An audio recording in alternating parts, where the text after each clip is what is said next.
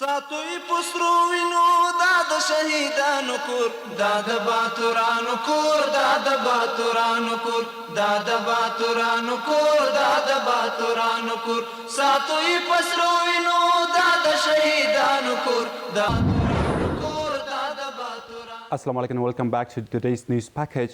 Today, 22nd of July 2025, Tuesday. I'm Yamorian. Qadi Muhammad Fajiuddin Fatrat, Chief of the Armed Forces of Islamic Emirate, during a briefing on the Defense Ministry's annual achievements, said that 964,000 military operations were conducted across the country over the past year. He added that more than 10,000 soldiers graduated from the Abdullah bin Masud Joint Combat Training School, while over 20,000 other completed training at various central and regional institutions. Additionally, 1,244 Air Forces personnel were completed, specialized courses, and 8 helicopters were repaired.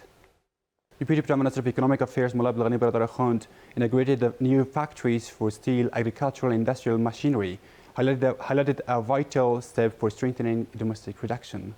Our colleague reports. The General Directorate of Emirati Companies recently held an opening ceremony for the production facilities of steel, agricultural and industrial machinery in Kabul. At the ceremony, Deputy Prime Minister for Economic Affairs Mullah Abdul Ghani Baradar Khand stated that the launch of this manufacturing complex represents a significant advancement for domestic industry.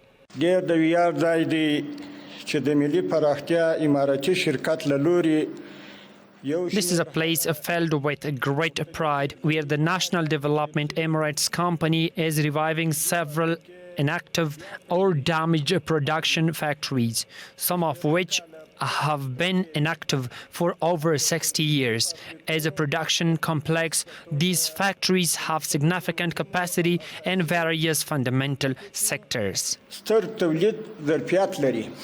He also stated that Afghanistan provides excellent conditions for investment and encouraged Afghan entrepreneurs and investors to invest in various sectors. Across the country, we have created a favorable environment for investments of all sizes, large, medium, and small. Once again, I call upon all respected traders and investors to invest in their own country. By doing so, they will both start businesses and strongly contribute to the country's economic development. On the other hand, Deputy Prime Minister for Administrative Affairs Maulawi Abdul Salam Hanafi stated that these factories can reduce the dependence of the country's industrialists and farmers on foreign markets and entirely eliminate the need for importing agricultural and industrial machinery.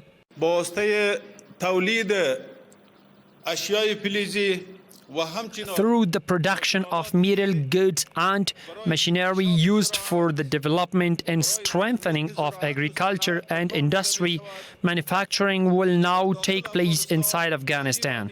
These products will be provided for farmers and industrialists at affordable prices and with reliable quality.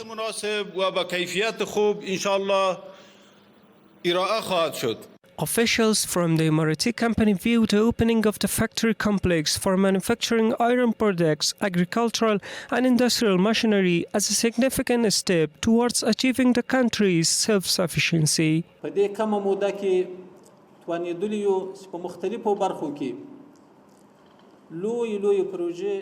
In the short time, we have managed to launch major projects in various sectors. Many projects have been inaugurated this year in electricity, agriculture, and production. Today's ceremony marks the first of many large project openings to come. The National Development Company is a part of the General Directorate of Emirati Companies. It was established to implement development projects and programs, accelerate the country's economic growth, and enhance the execution of Emirati projects. Under the order of the Prime Minister, the Ministry of Information and Culture, led by Deputy Minister of Culture and Arts Maulawi Azizi, held a cultural meeting with representatives from various ministries and government agencies to plan the celebration of Asad 24, the Day of Victory. During the meeting, participants discussed the significance of the value of Asset 24 and emphasized that the day should be celebrated with high ceremonies at the national public levels. They stressed that such celebrations will help future generations understand the importance of independence and keep alive the memory of the sacrifices made for it. Mullah Nuruddin Turabi, head of the National Disaster Management Authority, met with John Elieff, Country Director of the World Food Programme in Afghanistan. They discussed enhancing coordination, expanding technical and humanitarian cooperation, and mobilizing financial resources to implement preventive programs and assist refugees. The Ministry of Labour and Social Affairs has announced that the formal deployment of Afghan workers abroad, starting with 700 individuals securing deployment opportunities in Qatar. Let's see my report. The spokesperson for the Ministry of Labour and Social Affairs stated that for the first time an agreement has been signed between the mixed state company of Qatar and private employment companies in Afghanistan to send Afghan workers. Currently, 700 job opportunities have been secured for Afghan workers through coordination between the Ministry of Labour and Qatar's government. The aim is to send workers abroad legally, safely, and with dignity, while protecting their rights. The ministry's spokesperson states that the registration process for sending Afghan workers legally under the supervision of the Directorate of Sending Workers will start soon. We inform eligible citizens that the registration and enrollment process will be supervised by the Ministry's Department for the Deployment of Foreign Workers, with private employment companies carrying out the process legally and rapidly.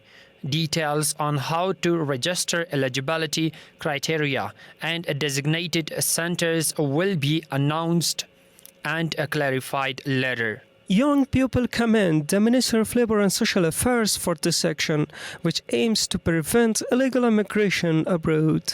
This is a very effective measure aimed at preventing illegal migration and providing employment opportunities for the youth. Agreement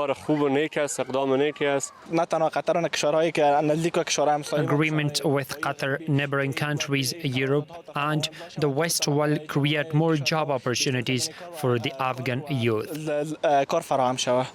The Ministry of Labour and Social Affairs urges all citizens to consult officials and reputable centres when this race officially begins, and to avoid irresponsible and fraudulent companies.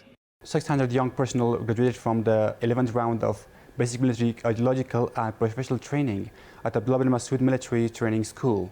At the ceremony, officials from the Ministry of National Defence urged the graduates to remain united under one system beyond ethnic and linguistic differences, and to defend the Islamic system established through the sacrifices of thousands of martyrs.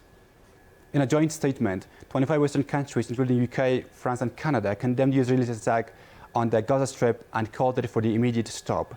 In a statement, the countries denounced what they describe as the inhuman killing of Palestinians and targeting the individuals in humanitarian aid convoys. And the last news is, over the past year, the counter-terrorism department of the Parwan province has seized dozens of different types of weapons and ammunition. According to the headquarters, the confiscated items included RPGs, PK machine guns, pistols, AKM rifles, and a hand grenade, which have been handed over to the Dayak office after collection. This was our tonight news package. Thank you for watching. شهیدانو کور دا د باتورانو کور دا د باتورانو کور دا د باتورانو کور دا د باتورانو کور ساتوي پسرو وینو دا د شهیدانو کور دا